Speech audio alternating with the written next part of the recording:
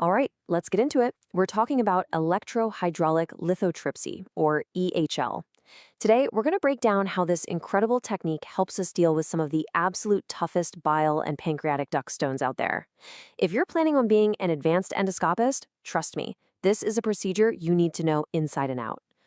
So, picture this. You're in the middle of an ERCP and you're staring down a huge 2.5 centimeter stone that's just stuck. Your go-to mechanical basket, it's just not working. It can't get a grip. What do?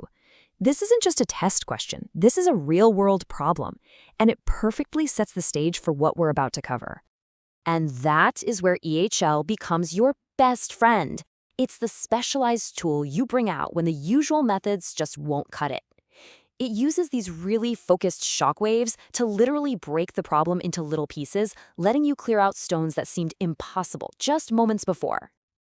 Okay, so how in the world does this actually work? It might sound a little like science fiction, but it's all about some really cool applied physics. Let's dive into the science behind that shock wave. The process here is actually pretty elegant. You've got this probe submerged in saline. A tiny electric spark at the tip instantly vaporizes the water around it, creating a little bubble. That bubble expands and collapses in a fraction of a second, and that collapse generates a powerful hydraulic shock wave.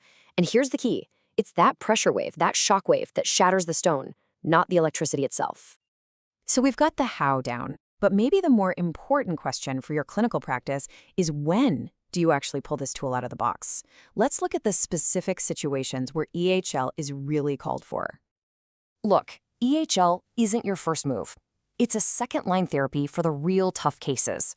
We're talking about those giant stones, bigger than 2 centimeters, the ones that are so wedged in the duct you can't budge them, or even that nightmare scenario where your basket gets trapped around the stone. It's also a lifesaver for stones in really tricky spots, like in Merizi syndrome or hiding behind a stricture where normal tools just can't reach. And its use isn't just limited to the bile duct. For patients suffering from chronic pancreatitis, those obstructing stones in the pancreatic duct can cause horrible, constant pain.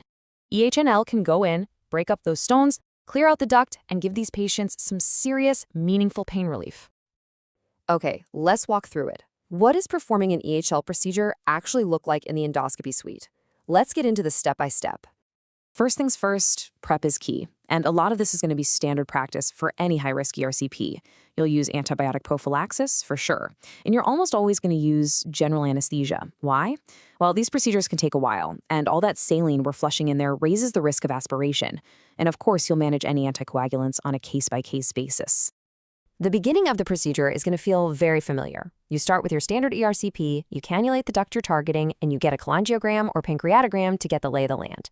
And then, and this is super important, you'll do a sphincterotomy. You have to create a wide open exit path for all those stone fragments you're about to create. And here is the absolute game changer for modern EHL, direct visualization. We are not doing this blind. We use a tiny, flexible scope like a spyglass, and we drive it right up to the stone. This means you can see exactly what you're doing. You see the probe, you see the stone, which is everything when it comes to being effective and, more importantly, safe.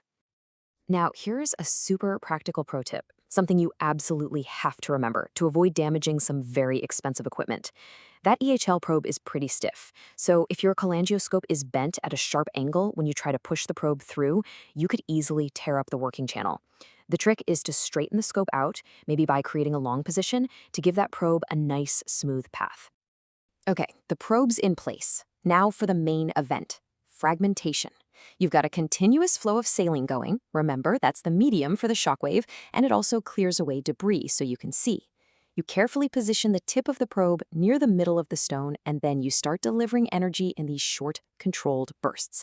Pop, pop, pop, until that big stone is a bunch of little, manageable fragments. So we've gone through all this effort.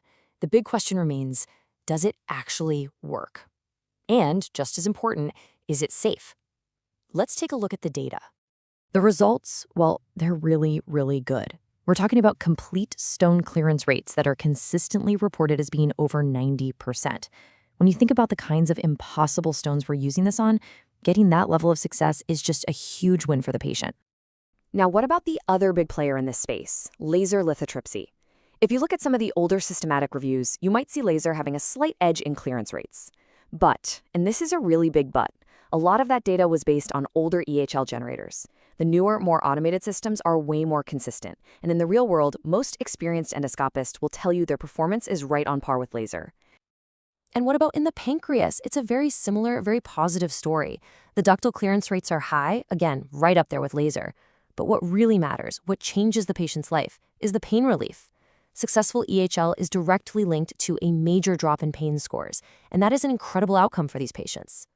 All right, no procedure is completely risk-free. So let's wrap this up by talking about the potential complications and then boiling it all down to the most important takeaways. The good news is complications that are specific to the EHL part of the procedure are pretty rare.